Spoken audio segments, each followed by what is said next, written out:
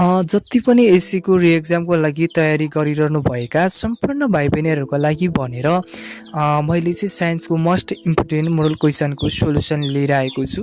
हिजो भिडियोमा चाहिँ मैले ग्रुप ए को सोल्युसन मात्र गरेको थिएँ भने आजको यस भिडियोमा चाहिँ मैले ग्रुप बी को सोल्युसन गर्नेछु र एकदमै इजी तरिकाले सोल्युसन गर्नेछु र क्वेसन चाहिँ यस प्रकार रहेको छ र सोल्युसन पनि यस प्रकार रहेको छ, तपाईँले हेर्न सक्नुहुनेछ। अनि क्वेसन नम्बर एमा रहेको छ स्वतन्त्र चरको एउटा फाइदा लेख्नुहोस्। उत्तरमा रहेको छ स्वतन्त्र चरले प्रयोगमा परिवर्तनको प्रभाव बुझ्न मद्दत गर्छ। जुन कुरालाई हामी आफै परिवर्तन गर्छौँ त्यसले के असर गर्छ भनेर थाहा पाउन मद्दत गर्छ। उदर्भ चाप भनेको के हो?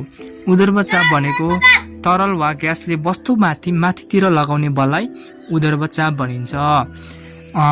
पानीमा वस्तु हलुका महसुस हुनु उदर्भ चापका कारण हो। अप्टिकल फाइबरको एउटा उपयोगिता लेख्नुहोस्। उत्तर रहेको छ सञ्चार क्षेत्रमा सूचना पठाउन प्रयोग हुन्छ।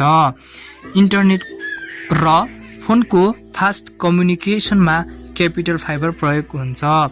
गर्मीमा सडकमा पानी जस्तो देखिनुको कारण पूर्ण आन्तरिक परिवर्तनको कारणले देखिन्छ भनेर बुझिन्छ। अनि तातो हावाले प्रकाशलाई मोडिदिन्छ, त्यसैले सडकमा पानी भए जस्तो देखिन्छ। CO2 ग्यासलाई चुन पानीमा थोरै समय पठाउँदा के हुन्छ? चुन पानी दुधिया हुन्छ। CO2 र चुन पानी रिएक्ट भएर सेतो पदार्थ बनाउँछ। रेड शिफ्ट भनेको के हो? प्रकाश रातोतर्फ सर्नुलाई रेड शिफ्ट भनिन्छ।